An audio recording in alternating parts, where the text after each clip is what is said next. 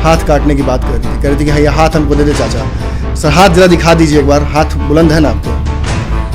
ये हाथ बुलंद है। गरीबों के लिए, ये हाथ मजलूमों के लिए, ये हाथ किसानों के लिए, ये हाथ नौजवानों के लिए, ये हाथ सबके लिए है।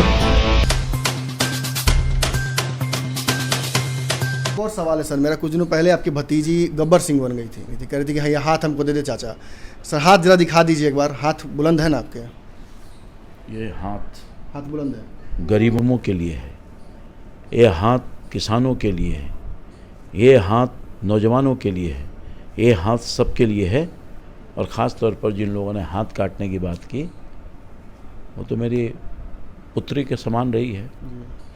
उनका ये सोच हो सकता है कि हम बाप चाचा का हाथ काट लें, मगर बाप चाचा कभी बच्चों के प्रति कभी भी गुस्सा का इजहार नहीं किया है और न करने का काम करेगा। मैंने कहा कि जो लोग हाथ काटने की बात कर रहे हैं हमेशा उनके प्रति स्नेह रहा है, आशीर्वाद रहा है और आगे भी उनके स्वास्थ्य की कामना के लिए, हर चीज़ की कामना के लिए हमारा हाथ प्यार देता रहेगा, स्नेह देता रहेगा और आशीर्वाद देता रहेगा। सर इस तरह का जो बयान आता है ये क्या घृणा है राजनीतिक, या फिर कहीं ना कहीं हार गई थी आपसे इस वजह से दंश है, क्या है सर?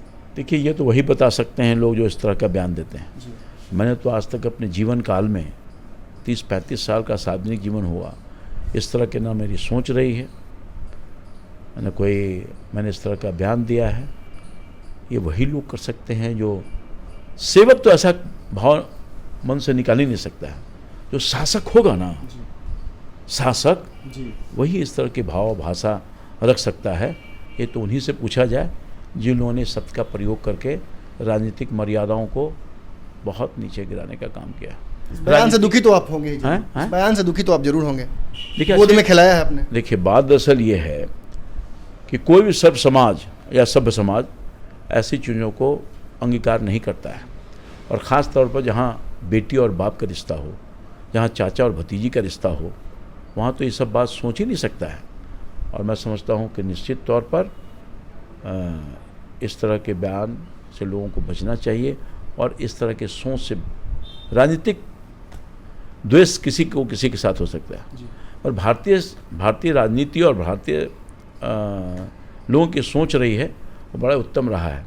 हाउस में आप देखते होंगे सदन के अंतर्गत जो पक्ष और विपक्ष होते हैं एक दूसरे के ऊपर आरोप प्रत्यारोप लगाते हैं, मगर वहीं जब सदन खत्म होता है तो बाहर से आकर के सदन के बाहर लोग प्यार करते हैं, सद्भाव करते हैं। तो राजनीति में इतनी गिरावट आएगी ये कोई सोच भी नहीं सकता है।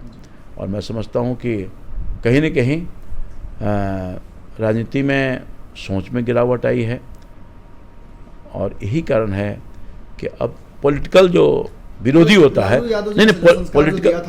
पॉलिटिकल जो विरोधी होता है, राजनीति भारतीय लोकतंत्र ये कहता है कि पॉलिटिकल विरोधी अलग हो सकता है, उसको व्यक्तिगत विरोधी नहीं मानना चाहिए। और यही खूबसूरती रही है भारत के संविधान का और भारतीय राजनीति का। मगर कोई अगर अपने पॉलिटिकल प्रतिद्वंदी को अपना दुश्मन समझे तो निश्चित तौर पर मैं तो और हमारी पार्टी तो इस पक्ष की है नहीं, सोच की है नहीं। हमारे फेसबुक पेज को लाइक करें, ट्विटर पर फॉलो करें न्यूज़ बिहार लाइव, और साथ ही साथ हमारे यूट्यूब चैनल को सब्सक्राइब करें। सब्सक्राइब करने के बाद बेल आइकन दबाना ना भूलें। धन्यवाद।